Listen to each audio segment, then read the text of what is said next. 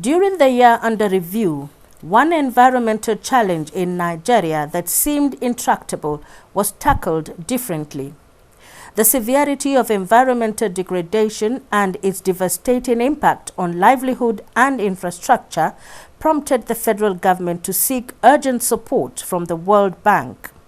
We as a ministry in charge of the environment, it's our duty and responsibility to make sure that we embark on a concerted effort to sensitize people, to make them realize that certain harmful practices are not in our best interest.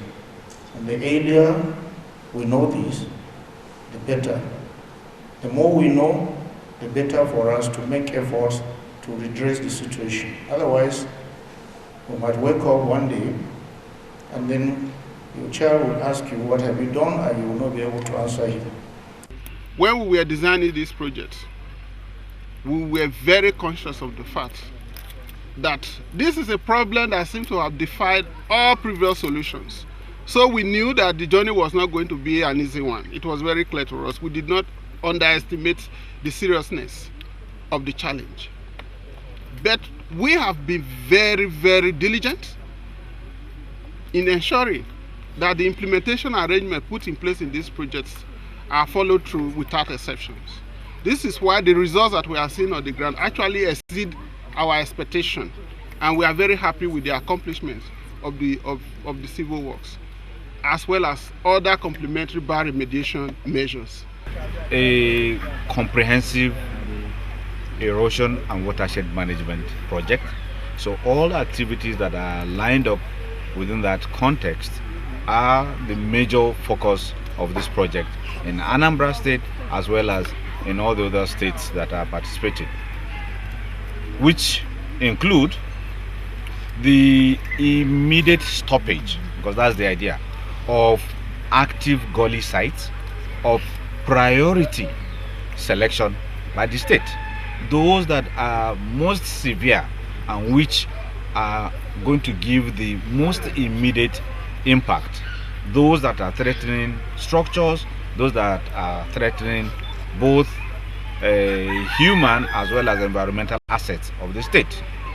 And in so doing, we have embarked on a system that is a combination of civil works and the soft component, the green component.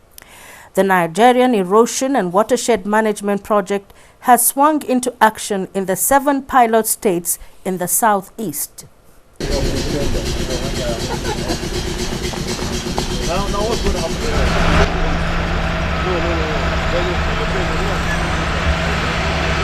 People are very, very happy that work is going on. Who could have expected that this we can stand here? Where we are standing now, it used to be very, very deep. Nobody can near this area. But now, we are standing here comfortably. Here where we are standing now, used to be well over 150 feet deep. Just last year here. You can see the work that has been done. It's fantastic. Where we are even standing, right? You'll find this was about almost 25 meters or something like that deep. And today the contractor has reclaimed it. And most people around us here are very happy. Or in short, the entire Auchi Kingdom, they are happy over this issue. With the little job going on here, at least we are very, very impressed with the company.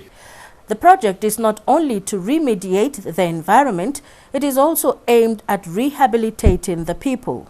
Watershed management project has a development objective, which is to reduce vulnerability to soil erosion and other forms of land degradation in targeted watershed. In so doing, we are coming up with a sustainable solution that combines the best of engineering with the human factor. And it is this human factor that is actually the game changer. Of course, these designs, you have a combination of hard structures as well as flexible structures such as gabion. This will make it work in the setting that we are in, heavy torrential rainfall and friable soils. The human being, the matter, and indeed the essence of this project is to improve the livelihood of the people who live in the shadows and in the perimeters of these gullies. In so doing, we will be restoring hope, we will be restoring life, we will be restoring jobs. And this is why the role of the communities, the households, as well as community associations will loom large. Unlike other previous interventions on erosion control, the current one is sustainable. In terms of ownership and sustainability, to start with, this project does not belong to the bank. We are assisting the federal and the state government to deliver on this. And the state government, including the federal, they've demonstrated this in more ways than one.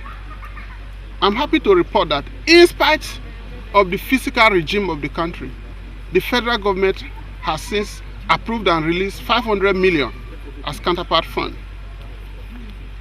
In Anambra State, the governor has also approved and released 500 million as his counterpart contribution.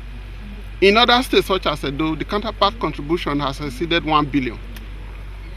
There is no further way of demonstrating commitment and ownership than this.